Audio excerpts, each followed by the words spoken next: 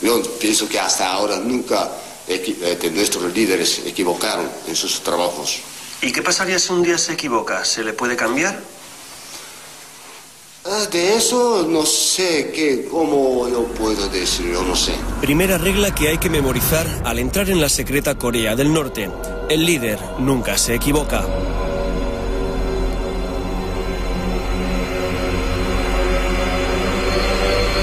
Esta es una reproducción del mítico paralelo 38 que separa desde hace 54 años a las dos Coreas.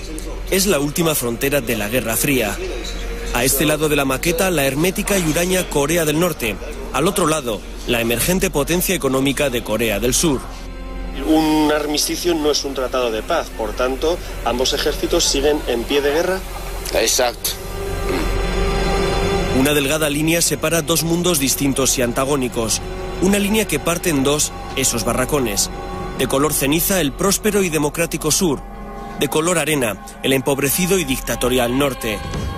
Dos concepciones que se reflejan en la compostura de sus soldados. Marciales e imperturbables los del norte, mientras que sus enemigos del sur, apoyados por 30.000 soldados norteamericanos, se fotografían unos a otros procurando no pisar la línea roja. Una raya que atraviesa por el centro 7 barracones de madera. Cuando hay visita, se avisa a los del otro lado para que salgan y cierren con llave la puerta que comunica ambos mundos. Este es el pequeño show en el que ya se ha convertido este lugar que se supone que es el más militarizado del mundo. Soldados que hacen guardia enfrente de una línea blanca, soldados supuestamente enemigos que se hacen fotos a su vez sin pasar esa línea, todo bajo los focos de los pocos turistas que han logrado entrar aquí para ver esta zona que se supone que es la más nuclearizada y la más militarizada del mundo. Una palmada advierte de que alguien ha pisado la raya o ha puesto el pie en el otro lado. Dicen que los soldados del norte hacen guardia mirando a su propio territorio para evitar fugas o deserciones de ese mal llamado paraíso social. Esta es la historia de un viaje al país de la desmesura y el surrealismo. Una aventura en el túnel del tiempo para retroceder a los esquemas de la Guerra Fría. En Corea del Norte la vida está desenfocada, tamizada por una lente borrosa donde las conciencias han sido sustituidas por consignas y las opiniones por dogmas. ¿Quieres saber quién es mi Dios? Mi Dios es el gran líder, Kim Jong-il. El gran líder Kim Jong-il, que se hace llamar el sol del siglo XXI. El todopoderoso dictador de Corea, donde el culto al líder es política de Estado y la bomba atómica una especie de santo grial. Donde las carreteras están vacías y los hombres visten solo de colores oscuros. Donde las masas son movilizadas a diario para mantenerlas alerta ante enemigos imaginarios y se impide cualquier filtración de información del exterior. Un inmenso gulag de inspiración estalinista donde todo el mundo es supuestamente igual, aunque las élites del partido se muevan en Mercedes y el resto del pueblo lo haga en bicicleta. Un lugar donde todavía hay campos de concentración para disidentes políticos y los periodistas se tienen que camuflar de turistas para entrar. Para empezar, yo que soy periodista, he tenido que decir que soy un artista freelance. Tú también has dicho que eres un profesor de historia, que tenemos que hacer muchas preguntas que suelen ser casi siempre acogidas con mucho recelo, mucha sospecha por parte de nuestros guías. Guía es la palabra amable para llamar a los agentes del gobierno que se encargan de vigilar a nuestro grupo. Yes. Hello, Mr. Lee. 안녕하세요. Se llaman guías, pero en realidad son censores, vigilantes, informadores con capacidad para expulsar del país al turista díscolo o demasiado preguntón. Por ejemplo, Mr. John, don't risk. Y todo por enfocar a 3 hombres empujando un camión averiado. Las directrices de todos estos vigilantes las da el señor Pak Kwan, al que todos llaman Pak Tonchi, camarada Pak. Relevante miembro del aparato del partido, es secretario general en el organigrama del gobierno y habla español. Es que, mira, nosotros sí estamos orgullosos de tener esta fuerza de defensa con las armas nucleares. Orgulloso de tener la bomba atómica. Su edad, su puesto y unos cuantos años en Cuba le han dado una visión política un poco menos rigorista que la que tienen sus hombres, auténticos mastines de la ortodoxia comunista. Él se permite algunos comentarios en privado que nunca reconocerá en público y tiene cierto olfato para detectar periodistas o espías entre los restringidos grupos de turistas que él tutela. Hay también algunos agentes que pueden ser espía, enviado o comprado por alguien, por CIA de Estados Unidos. El viaje está organizado por la Asociación de Amistad con Corea, una organización de proselitismo del régimen de Pyongyang, financiada por el gobierno del dictador. Su presidente, entregado a la causa norcoreana, es un joven español de Reus, Alejandro Cao. Se presenta como embajador honorífico del país en Europa y actúa a veces con más contundencia que los propios guías cuando nuestras preguntas son poco sutiles o demasiado directas. Alejandro, ¿te consideras tú también un soldado? Claro, de hecho me llaman Changunim Chonsa, soldado del general Kim Jong-il, aquí en Corea. Me conocen así. Corea del Norte solo tiene 2 vuelos semanales con Pekín y otros 2 con Rusia. Sus aviones son viejos modelos soviéticos y el pasaje casi siempre diplomáticos, cooperantes de ONGs y algunos privilegiados turistas como nosotros, entre los que, como veremos, hay muchos periodistas encubiertos de todo el mundo. La portada del único periódico local en inglés advierte que entramos en el reino del que llaman el padre de la Corea socialista, Kim Il-sung, el fallecido dictador, al que sucedió su hijo Kim Jong-il.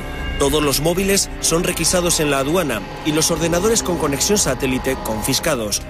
Comienza el aislamiento en el país más impenetrable y desconfiado del mundo. Lo primero que se hace es realizar una ofrenda floral a la estatua del gran líder Kim Il-sung, que se considera el padre del país, el padre de todos los coreanos.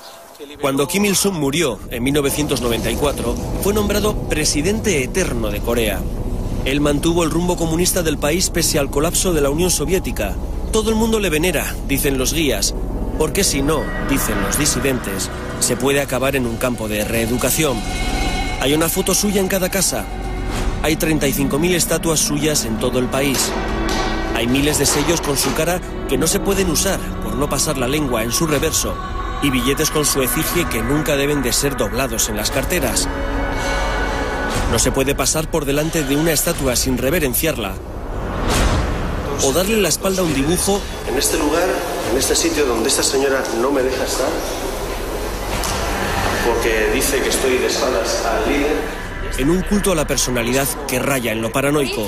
Uri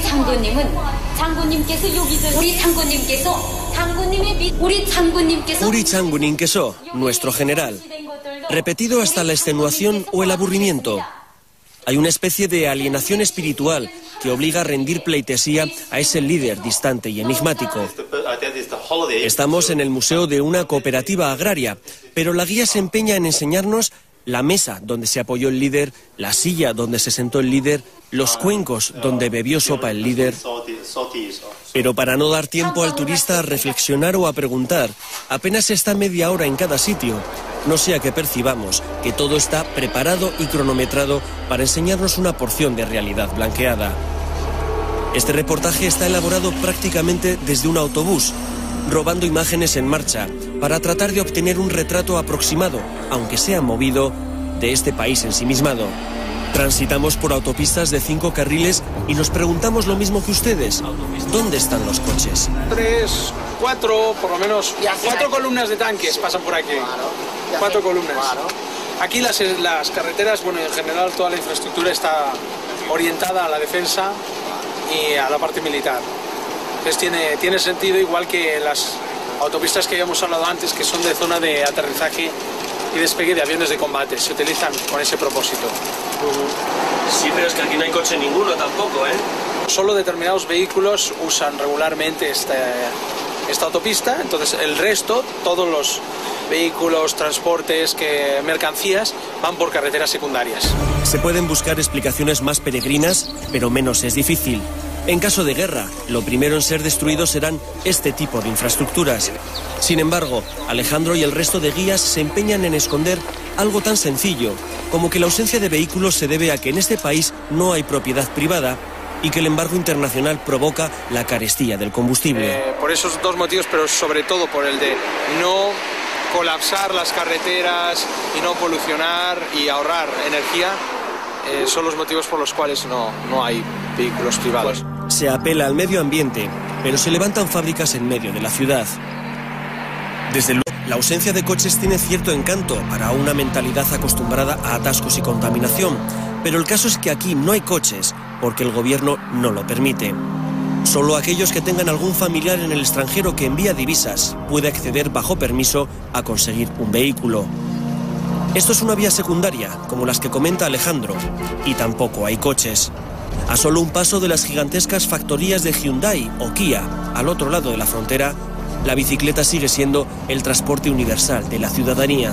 Eso sí, las carreteras estarán vacías, pero muy limpias, porque en Corea se barren las calzadas.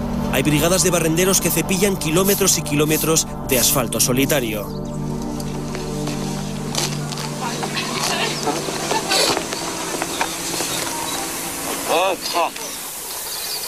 Pues en lo que he tardado en bajar del autobús, a este señor le han dicho que se aleje para que no le podamos sacar mientras está barriendo en solitario una carretera por la que no pasa ni un solo coche. El guía asegura que se va por timidez, pero el desconcierto en su rostro indica otra cosa. ¿Es otro de esos músculos inútiles, desperdiciado en labores absurdas, o es un represaliado político que se va para no complicar más su condena? Para que nuestro grupo de turistas tenga el menor contacto posible con la población civil, Pablo, se nos aloja en un hotel de las afueras, muy lejos del centro, solos y aislados. Los cortes de energía solo dan agua caliente 2 veces al día. En la televisión, a todas horas, una alienante programación patriótica. Las órdenes recibidas nada más llegar son expeditivas. Queda terminantemente prohibido salir solo del hotel o tener cualquier contacto con coreanos. Y no es una broma. Paul Burrow, un londinense de 24 años, fue amonestado públicamente y amenazado con la expulsión del país por dar una vuelta alrededor de un hotel donde el grupo acababa de cenar. ¿Qué fue lo que hizo? pues se largó por ahí por Pyongyang, estuvo entró en la central de trenes de Pyongyang, y estuvo allí, compró algunos refrescos y esto. Este país es un país totalmente preparado para la defensa, preparado para la guerra. Entonces, igualmente que todos son soldados y saben hacer una formación, todo el mundo está alerta de cualquier posible infiltración extranjera. And Paul, are you apologize? Did you apologize? I totally apologise if I got Alex or any of the guys in trouble. Absolutely, because that was never my intention. La pulcritud, el orden, la limpieza enmascaran la ausencia de trabajo y ocupación. No hay papeleo ni clientes. Disponen de 500 habitaciones, pero todas las llaves están en la recepción. Estamos en cuarentena. ¿Por qué no podemos salir solos a dar un paseo por Pyongyang? No, absolutamente una pregunta tonta. Nosotros queremos evitar algún accidente posible. Queremos ofrecerles, garantizarlos con toda la seguridad personal de ustedes. Es la paranoia de la seguridad, la alucinación sobre un enemigo invisible. Internet no existe, aunque se pueden enviar emails a través de una línea restringida y controlada. Eso sí, los mensajes son traducidos y analizados. Estas funcionarias, por ejemplo, ni siquiera disimulan a la hora de espiar el mensaje del brasileño Marco Resende, otro periodista transmutado en empresario. ¿Por qué crees que estaban intentando ver tu email? Mas imagino que era para controlar el contenido. De manera excepcional, el gobierno norcoreano ha permitido la entrada de 5 turistas norteamericanos. 5 turistas enemigos. Desde la olvidada guerra de los años 50, Estados Unidos se ha convertido en el gran satán para Corea. Y Corea, desde hace unos años, en uno de los vértices del llamado por George Bush, eje del mal. This is a present for the dear leader, Kim Jong-il, and it's a... Are you American? Yes, I'm from the United States, from Virginia. And you call President the dear President? The dear leader. The dear leader. Kim Jong-il, yes. Puede que el señor Borden aprecie mucho al querido líder, pero Kim Jong-il ha decidido que los norteamericanos solo pueden estar 3 días en Corea. Eso sí, al mismo precio que pagamos el resto por semana y media. El regalo de George Borden acabará en este faraónico museo, donde están los más de 200.000 presentes recibidos por el dictador padre y el dictador hijo en 50 años. El lustre de los pomos de bronce se mantiene con paños esterilizados y nuestros pies deben cubrirse con unos zapatos de tela para preservar esa fantasía blanca de lo eterno. La iluminación sugiere la entrada al Olimpo, donde recibe, como siempre, el difunto padre de todos los coreanos. Es un pequeño Versalles, lleno de pasillos inquietantes. Son casi 300 salas que se van iluminando de manera fantasmagórica.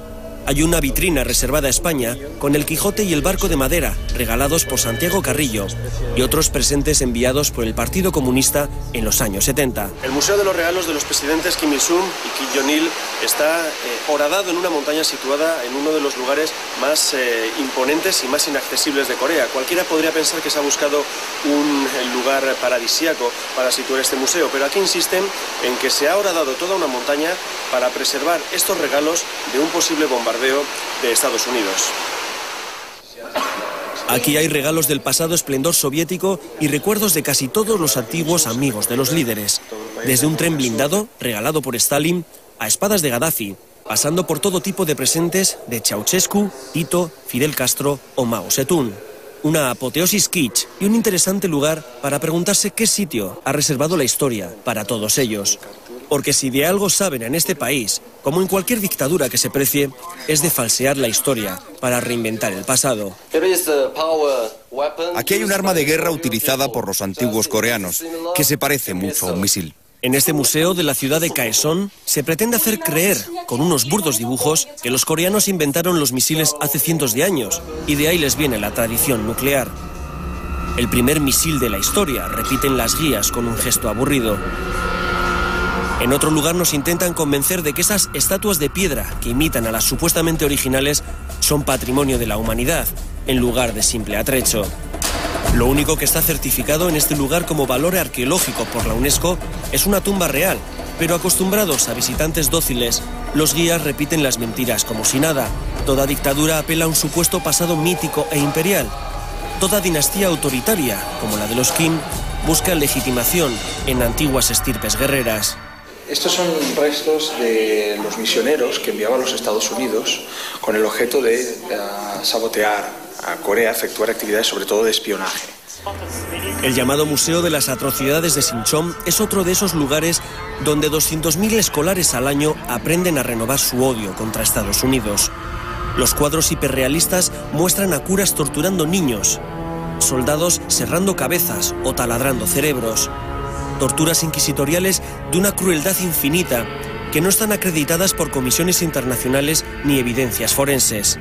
Las supuestas órdenes de los oficiales estadounidenses son toscas fotocopias sin sellos ni firmas ni órdenes de operaciones.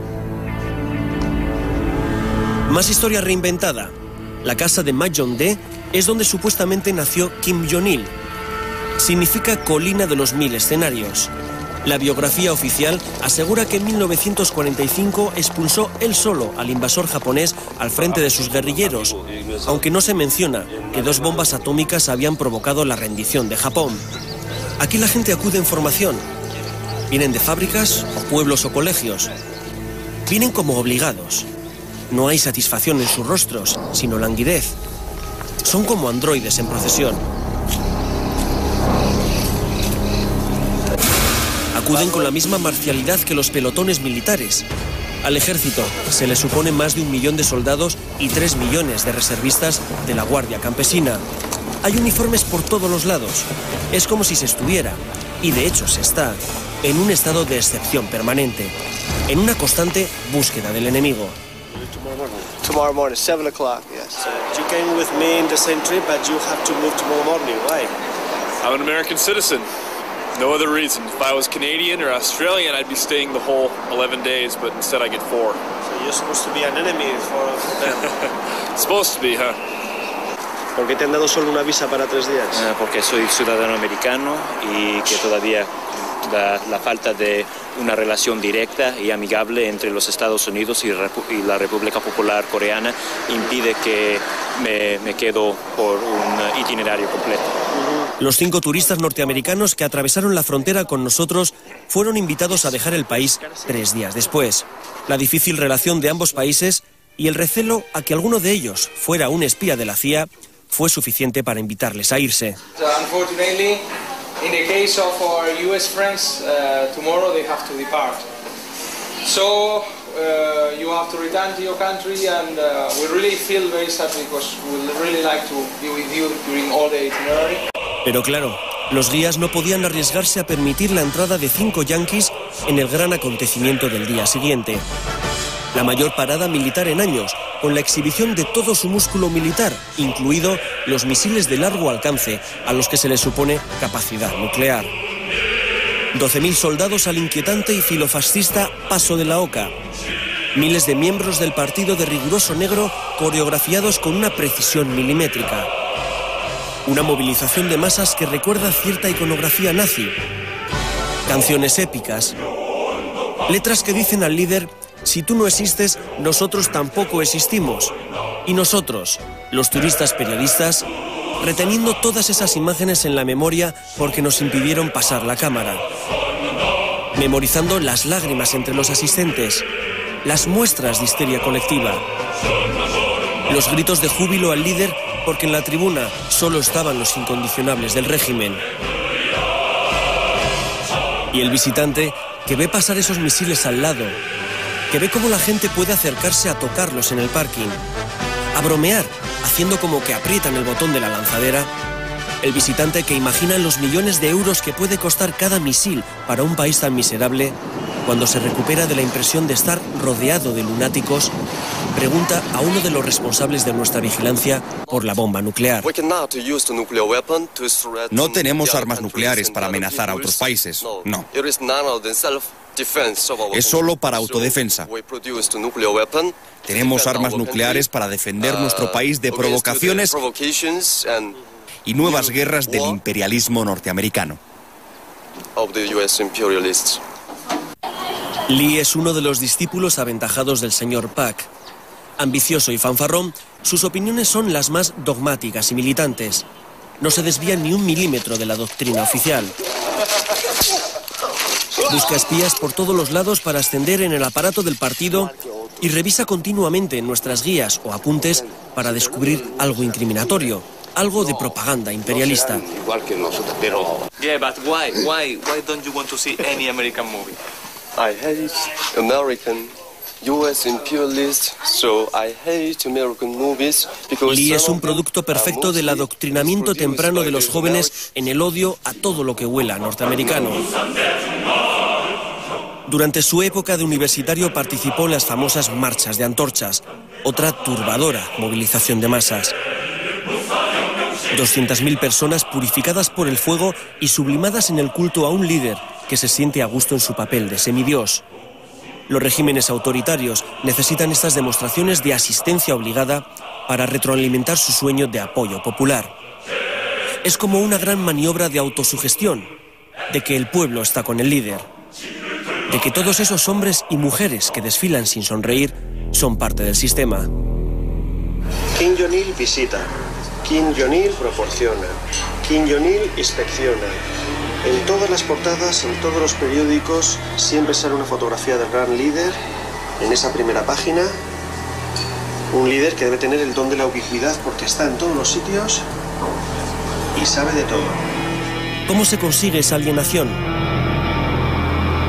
Con un férreo programa de anestesia colectiva y falta de información. Esta es parte de la programación de la televisión coreana en diferentes horas, días y lugares. Están los programas de coros del Ejército Popular. Los informativos donde se alaba la última inauguración del gran líder. Los grupos de danza de la milicia. Las obras de teatro protagonizadas por soldados. Las últimas maniobras bélicas. Las películas de guerra donde Corea siempre gana. Y por supuesto, el himno y la bandera. La hipnosis de todo un pueblo, basada en la repetición de grandes mentiras y la glorificación del liderazgo.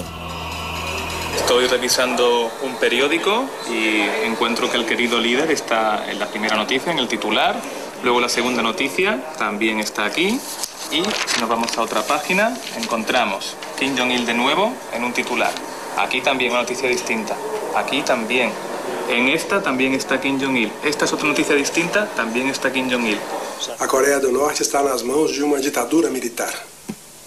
E como toda ditadura militar, ela precisa manter a população num estado paranoico de permanente movilização. Marco trabaja para la revista brasileña Época, aunque ha dicho que era director de marketing. La entrevista se realiza en su habitación tras confesar que él también es periodista. No somos los únicos. Pablo, del diario ABC, se ha colado como artista. Y Sasha, un reportero croata, ha dicho que era músico. Solo los últimos días del viaje, y tras superar la sensación de recelo y sospecha creada por los guías, se desvelan las verdaderas identidades. En Corea las paredes se escuchan, así que hay que hablar bajo en las habitaciones. No encuentro diferencias entre las movilizaciones nazis y las que hemos visto aquí. Uno de los grandes orgullos del régimen norcoreano es el llamado Arirang, un fastuoso y faraónico espectáculo de gimnasia masiva que se celebra todos los días durante 2 meses al año. La coreografía es perfecta y la representación consigue hechizar por su colorido, su grandiosidad y su complicación técnica. Pero es una enorme excentricidad. Una gran exageración que solo se puede hacer cuando un gobierno es capaz de obligar a 100.000 personas a ensayar gratis durante meses y bajo amenaza de reeducación si se niegan a colaborar o cometen algún fallo. Es la gran apoteosis imperial de un dictador que juega con su pueblo y trata de hipnotizarlo con ceremonias de catarsis colectivas. Las canciones patrióticas y de apoyo al líder se escuchan por todos los lados, en el campo, en las fábricas, en el metro de la capital, construido muy profundo para ser utilizado, dicen, de refugio en caso de ataque. Larga vida al hijo del siglo XXI, dice el mural del fondo. Si uno se queda solo en lo estético, el metro impresiona. Si uno trata de hablar con la gente, también se impresiona. Veamos al señor Cho, nuestro guardián de hoy, ahuyentar a cualquier posible entrevistado. Supuestamente está preguntando a este hombre si quiere hablar conmigo, pero realmente le está ordenando que se vaya. ¿Lo intentamos una segunda vez? Lo intentamos una tercera vez.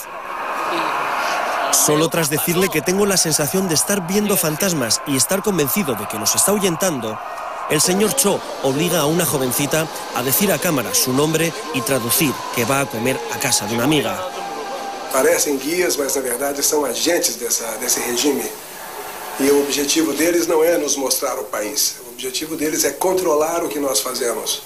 Aquí hemos visto cosas tan sorprendentes, tan kafkianas, cosas que podrían aparecer en el libro 1984 de Orwell, que todo sería demasiado divertido si no fuera tan triste como es para la mayoría de la gente que tiene que sufrir este sistema donde evidentemente no hay libertad.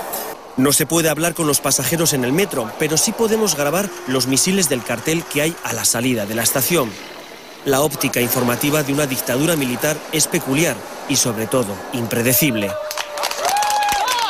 ¿Puedes decir que estamos aplaudiendo? A un grupo de personas que están haciendo picnic, entre ellos algunos soldados. Pero mi cámara está enfocándote a ti y a una pared. Sí. ¿Me puedes explicar por qué no me puedo dar la vuelta? Porque nuestros guías han dicho que no se debe filmar. Entonces, si ellos dicen que no, es que no. Sencillamente hay que seguir las normas. Y hay a veces cosas que se pueden decir, otras que no. Entonces no quiero repetirlo porque si lo repetimos ya no podrás grabar nada más. ¿Vale? Y me gustaría que continuaras grabando los otros días. Si no, te quedarás en el hotel y entonces sí que ya no podré hacer nada. Lo siento, es así. ¿Esto supongo que puedo utilizarlo? Sí, puedes utilizarlo. Sí. No se podía grabar este picnic, fotografiado clandestinamente por el reportero croata. En Corea nunca se sabe cuál es la foto que te puede costar la acusación de espionaje y la expulsión. No graba, hombre. Un niño llorando en una chabola no se debe de grabar. Otro crío chapoteando en un charco, tampoco.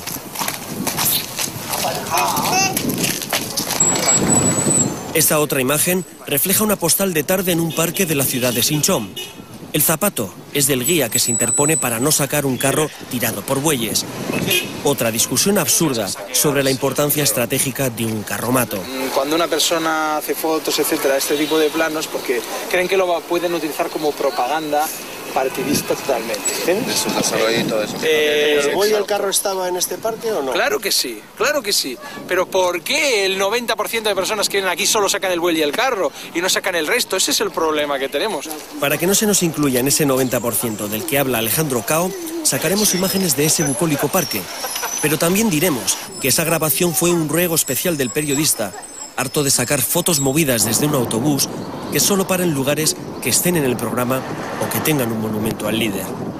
Desde el autobús ha habido que sacar el imponente esqueleto del Hotel Ryungyong, el que tenía que ser el más grande del mundo, construido en plena Guerra Fría y muerto por falta de presupuesto. Una de las vergüenzas nacionales menos disimuladas. 3.000 habitaciones, 105 pisos, el 10º edificio más alto del mundo. Iba a ser el orgullo de un país que quiere hacerlo todo más alto y más grande que nadie, como si esta fuera la única manera de medir ideologías. Un fiasco urbanístico que nunca podrá ser rehabilitado por la mala calidad del hormigón utilizado. Desde el autobús y corriendo ha habido que sacar las nuevas aldeas que se están construyendo por todo el país. El líder ha decidido desmantelar miles de pueblos y reconstruirlos unos kilómetros más allá. La razón oficial es que las casas estaban viejas. Se trasplantan de cuajo poblaciones enteras. No importa el arraigo de las personas a la tierra. No importa borrarles los recuerdos de toda una vida o los vecinos de siempre. La orden es trasladarse y punto. Si tan orgullosos están de estas migraciones forzosas, ¿por qué no verlas de cerca? ¿Es tan fácil cambiar a la gente de su hogar? ¿O estamos grabando lo que muchas organizaciones de derechos humanos llaman gulags? Lo que muchos disidentes y muchas fotografías aéreas señalan como campos de trabajo forzoso para disidentes políticos. ¿Es cierto que hay miles de presos políticos en este país? Es totalmente mentira.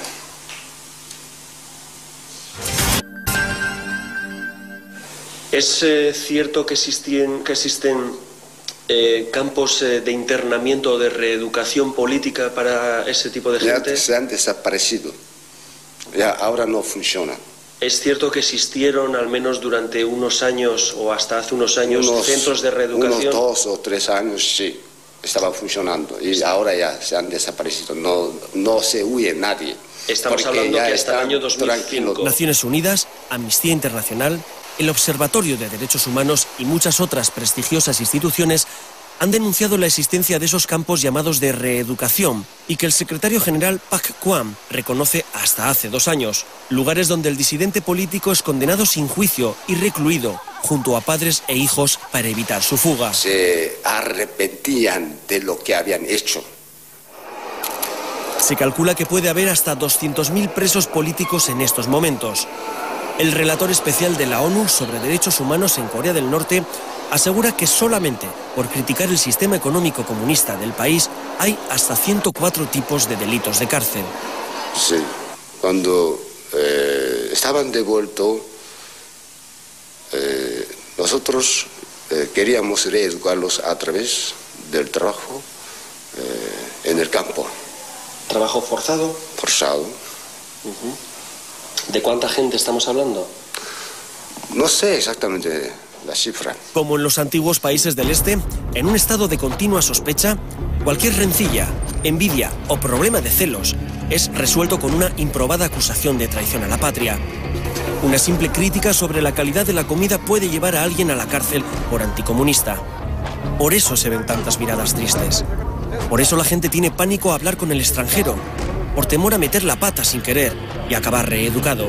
¿Pero ella sabe escribir y leer? 글수 읽을 줄 압니까? 아직은 모릅니다. 아니. 지금 모릅니다. 네. Sí, porque todo el mundo aquí sabe escribir y leer. Para él es una pregunta sospechosa. El señor Pak se enfada y no sabemos si está traduciendo lo que ha dicho la campesina o aportando de su propia cosecha. El gobierno norcoreano asegura que el 99% de sus 22 millones de habitantes sabe leer y escribir y lo considera uno de los estandartes de su revolución, pero no aporta datos sobre el analfabetismo funcional, sobre los miles de personas que no tienen acceso a educación superior porque son destinadas obligatoriamente al campo. Según el talento que tienen. Sí. Y si no, entonces debe trabajar. Según talento quiere decir que solo los mejores estudian. Esa jovencita, llamada Ram, trabaja en la brigada número 1 de verduras de la cooperativa Migok. Con una economía casi de subsistencia, basada en el cultivo del arroz, con técnicas rudimentarias, algunos tractores, gran parte de la población es obligada a trabajar en el campo para alimentar al resto del país. Vamos a construir nuestra patria con arroz, dice este letrero. Lo que los guías nos presentan como una consigna campesina es para algunos diplomáticos y expertos en Corea del Norte una prueba de que podría tratarse de un campo de reeducación. Nunca sabremos si hemos hablado con una campesina o con una represaliada política condenada a trabajos forzados, porque en Corea nunca nada es como parece. Bueno, pues hemos pedido que nos enseñen la típica casa coreana y nos han traído una especie de casa museo visitada por el presidente de la nación, en la que todo está en su sitio, todo está limpio y todo parece que ha sido colocado a posta para que parezca lo que seguramente no es una típica casa coreana. Queríamos ver una casa campesina al azar, pero en Corea el azar no existe. La casa ya estaba preparada, aunque todo ha parecido improvisado. Se trata de una familia modélica, fotografiada, qué casualidad, con el líder. Con una cocina inmaculada, unos pequeños cultivos en el jardín, la guerrera del dueño con las medallas conseguidas. Una familia ejemplar, porque en Corea se divide a la población en 3 clases. Los centrales, como los de esta casa, los oscilantes y los incorregibles. Una especie de inventario social o de clase, cada uno con sus propios derechos, obligaciones, privilegios o castigos. ¿Es cierto que existen campos de internamiento para deficientes mentales o deficientes físicos? No, de eso no solo trabajos en el campo, solo lo que hacen los campesinos de hoy. ¿Pero hay cooperativas que se montan exclusivamente para gente con deficiencias físicas? No, solo como en las granjas de cooperativas normales. Solo ellos estaban como aparte de los campesinos de la misma granja.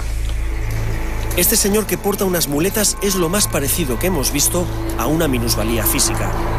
Tampoco hemos visto ningún deficiente mental, porque como reconoce el señor Park, la espartana Corea del Norte encierra a sus disminuidos en granjas y cooperativas donde se dedican a trabajar a destajo como mano de obra defectuosa. El dictador Kim Jong-il trata a su pueblo como si fueran figuritas folclóricas de escayola. Su país es como un enorme juguete de hombres y mujeres sometidos a su voluntad. Cada uno tiene su puesto y su función, y si se rompe, se repone. El gobierno ha reconocido que hubo más de 300.000 muertos durante la gran hambruna de hace 5 años. El líder le puso nombre a esa época terrible, la Marcha Penosa. Algunas ONGs elevan la cifra a casi 2 millones de muertos por hambre. Entonces, quedan secuelas. Es una fábrica de la producción humana incesante. Visitamos una maternidad, aunque en la terminología marxista del señor Park sea una especie de stajanovista paritorio de ciudadanos trabajadores. Todo vuelve a estar en su sitio y no se nos permite mirar donde no está previsto. La sanidad es uno de los grandes logros del país, aunque hay numerosas denuncias de la Organización Mundial de la Salud sobre el estado de muchos de los hospitales. La responsable de la maternidad nos pasea por todos los laboratorios y nos enseña madres que acaban de parir. Casualmente, uno de los bebés nació el mismo día que el líder, 2 semanas antes de esta grabación. Preguntamos a otra madre por el nombre del bebé. ¿Indecisión? ¿Duda? Madre que no sabe, que no contesta, y entre el guía y la directora la sacan del apuro. Lo pensará cuando vuelva a casa, dicen. ¿Era todo un montaje?, nos preguntamos. ¿Era una madre real? ¿Qué madre no sabe el nombre de su hijo 2 semanas después del parto? Preguntamos a Pak. Antes del parto, así, la pareja ya tiene nombre de su hijo o de su hija. La directora de la maternidad nos cuenta orgullosa que han comprado 105 nuevas incubadoras, pero oculta que según el último informe de UNICEF, el 30% de los recién nacidos en Corea son prematuros debido a la escasa alimentación de las madres y la pobre calidad de la comida. El 34% de las mujeres norcoreanas sufre anemia y la falta de proteínas, grasas y micronutrientes provoca que el 23% de los niños estén técnicamente desnutridos. Algo que ha empezado a hacer mella incluso en el ejército, donde se ha tenido que reducir la altura mínima exigida para el servicio militar de 1,50 a 1,30. Y eso que el ejército es la institución más venerada del país. Hay cementerios y estelas funerarias en recuerdo de los mártires por todos los lados. La disciplina castrense impregna cualquier acontecimiento social, porque aquí hasta el ocio también está controlado y programado. No hay ninguna familia en Pyongyang que no haya visitado el famoso y extravagante Museo de las Flores y no se haya fotografiado con miradas de trámite ante la imagen de los 2 líderes, padre e hijo. Aquí solo hay begonias rojas y orquídeas moradas, modificadas genéticamente, y a las que se les ha dado el vanidoso nombre de Kim Il-sunias y Kim Jong-ilias en honor de... Entre los centros de flores dedicados a los líderes se pueden ver incongruencias visuales como estas pistolas sobre pétalos rojos o reproducciones de misiles entre ramos de orquídeas. Son flores para el pueblo, rezan los carteles, entregadas por los dos padres de la patria. El gran líder ha escrito centenares de libros como este, ha diseñado la ciudad entera, ha pensado en sus plazas, en sus monumentos, ha inventado nuevos sistemas hidráulicos, software para ordenador, ha logrado la bomba atómica y todo lo ha hecho él. Dicen aquí que es porque tan solo duerme 3 horas diarias, y es que uno de los primeros objetivos de cualquier régimen totalitario es eliminar la capacidad crítica y reflexiva de sus ciudadanos. La Torre Juche pasa por ser, como no, el monolito más alto del mundo. Está erigida a la ideología del mismo nombre creada por el presidente Kim Il-sung. Básicamente, es un marxismo-leninismo redefinido con elementos confucianos y que se resume, según la experta, en una frase. El hombre es el maestro de todo y decide sobre todas las cosas. Si cambiáramos el enunciado y dijéramos que el líder es el maestro y que el líder decide sobre todas las cosas, estaríamos ajustando mejor el ideario Juche. Una teoría mantenida en base al absoluto desconocimiento de otras realidades sociales que pudieran contaminar este paraíso social. Por eso, hasta la especialista hace preguntas tan sorprendentes como esta. En tu país, por ejemplo, ¿todo el mundo tiene derecho al voto o puede presentarse a las elecciones? El aislamiento es imprescindible para mantener una gran mentira. Por eso se reescriben las biografías oficiales de los líderes, para dotarlos de un pasado heroico y cierta pátina intelectual. Por eso se levanta un colosal parlamento para 700 diputados que, sin embargo, solo se reúne una vez al año.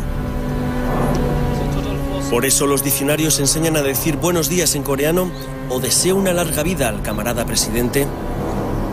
Y por eso se le adjudican al líder poderes sobrenaturales o se inventan estadísticas. ¿Qué estás leyendo, Valentín? Pues un libro sobre las construcciones en Corea del Norte. ¿Qué tal está?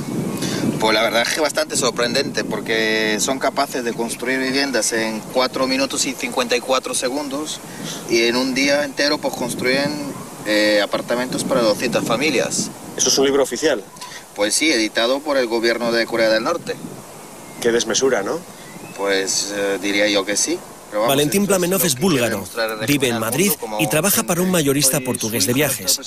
Se crió en los años 80 en un régimen muy parecido a este, por eso es capaz de detectar las pequeñas sombras que acechan a esta versión del comunismo a la coreana. Son pequeñas contradicciones que han empezado a socavar siquiera superficialmente la marmórea ideología norcoreana. Desde hace unos años se han abierto boleras y salas de juego donde acuden los hijos de las élites urbanas. Se juega sin dinero para evitar la ludopatía, pero jugar se juega. Así, de esta manera, nosotros mantenemos entre la juventud el espíritu socialista, no el espíritu capitalista.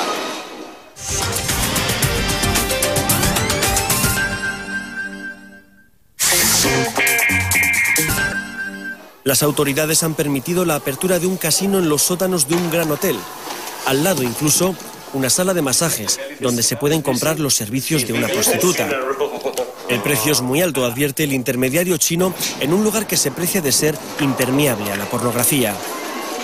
Juego y sexo de pago corrompiendo esta supuesta Arcadia socialista, donde, y siguen las contradicciones, funcionarios como el señor Pak aseguran que viven con un salario de €1 al mes. Pero nosotros con $1 vivimos. ¿Pero eso qué? ¿De qué manera?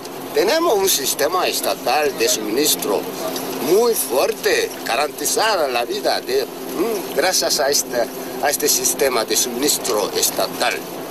La vida de los coreanos está bien garantizada. Pero Pak, solo las gafas y el reloj que llevas cuestan más de $1. Claro. ¿Cómo accedes a ello? ¿Cómo yo puedo explicar? Estás diciendo que gastarías el salario de todo un mes, que es $1, pero para comprarte gafas. Es el método del cálculo de los occidentales, no el método de cálculo de los coreanos. Los números son los números. Da igual que sea occidental o coreano. Ya no joda más. Según PAC, el Estado suministra al mes a cada persona 15 kilos de arroz, 3 de carne y 16 huevos. Todo lo que no sea eso debe de ser comprado, por lo que está floreciendo un mercado negro de primera necesidad que los dirigentes no niegan, pero que llaman mercado secundario. Cada vez más ciudadanos acceden a los restaurantes estatales subvencionados a comer, por ejemplo, uno de los platos típicos, carne de perro. Un manjar para algunos de nuestros circunspectos guías. You like the dog? Salud. Cheers. Yeah? How does it taste? It is dog meat. Corea del Norte es un régimen anciano y anquilosado que se mueve lentamente, pero se mueve. La aportación coreana a la hoz y el martillo comunista es un pincel que simboliza la presencia de los intelectuales en la revolución. Otra mentira de Estado. En Corea no hay pensadores, sino propagandistas del caudillo. No hay poetas o escritores, sino trovadores del régimen. El intelectual es crítico por naturaleza, el artista es indisciplinado. En realidad, ambos han sido carne de disidencia durante muchos años. La ideologización comienza en los colegios, en los institutos, en esos vestíbulos donde hay que saludar al líder cada vez que se pasa por delante, en esos pasillos escolares llenos de murales con fusiles y misiles, como si fuera de lo más normal, en esos dibujos de prisioneros norteamericanos, aunque en las clases de interpretación se utilice tecnología made in USA. En el Palacio de los Niños, un imponente edificio donde se enseñan diferentes disciplinas a los críos más talentosos, el plan de estudios combina arte e ideología. Aquí se construyen mentalidades patrióticas a través de los sentidos. Al visitante se le muestran niños cantando canciones sobre el presidente, pintando consignas revolucionarias o bailando bajo la atenta mirada de los líderes. En este país el dibujo es puro realismo social. En Corea del Norte no existe el arte abstracto o el figurativo, y mucho menos el surrealista. Se consideran desviaciones al verdadero sentido de las artes, que es formar ciudadanos correctos y obedientes. En este palacio se crean jóvenes autómatas, niños soldados moldeados en la adoración a un líder al que le deben casi la vida. Como dice el presidente de una organización surcoreana que trabaja para la unificación de ambos países, no creo que sea bueno ese entrenamiento ideológico en la educación de los niños. Corea en la época de Kim Il-sung es el título de uno de los libros que se pueden adquirir en la librería de la Biblioteca Nacional de Corea. Otra vez, un edificio gigantesco y una guía que se empeña en darnos todos los números y datos de carrerilla. Millones y millones de libros, entre los que pedimos a la responsable, por probar, el 1984 de Orwell, la obra maestra sobre los totalitarismos. No, preferimos tener libros útiles, tecnológicos, que ayuden y enseñen a la gente.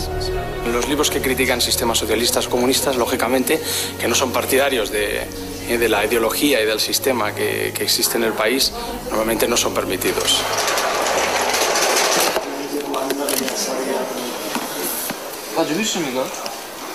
Le pedimos el castillo de Kafka, donde se describe el terrible poder de una inaccesible autoridad. Tampoco lo conocen. ¿Qué obras interesan entonces? Pues, por ejemplo, los 18.000 libros escritos por el caudillo Kim Il-sung de su puño y letra. Sí, 18.000. Ya sé que se sorprenden, pero además son libros muy intensos y muy profundos. Lo dice el doctor en filosofía y encargado del Departamento de Ciencias Políticas, Ri Son-chol. El profesor Ri asegura que se los ha leído todos. Le hacemos ver que es imposible escribir 18.000 libros y sonríe. Sonríe hasta el director de la biblioteca cuando le digo que eso significa escribir un libro al día durante 49 años. En la Biblioteca Nacional de Pyongyang hay más de 30 millones de ejemplares. Nos lo cuentan como ejemplo de aperturismo intelectual. Sin embargo, si preguntamos por libros capitales de filosofía política, como libros de Max Weber o el clásico de Hannah Arendt, contra todos los totalitarismos, estos libros no existen. Y desde luego lo que no tienen es el libro de George Orwell, 1984. Quizás porque el protagonista de esa novela, ese gran hermano autoritario, se parece demasiado al protagonista de este país. Kim Jong-il ha logrado mantener a su pueblo en un estado de tensión constante sin que la cuerda avance hacia ningún lado. A los coreanos del norte como nación se les supone fieros y peligrosos, pero como pueblo se muestran dóciles y conformistas. Así es el último bastión comunista del planeta, un estado totalitario y paranoico que mantiene encerrado y aislado a todo un pueblo. Al dejar el país, una buena noticia. Nos devuelven a todos nuestros teléfonos móviles. Volvemos a sentirnos dueños de nuestra agenda.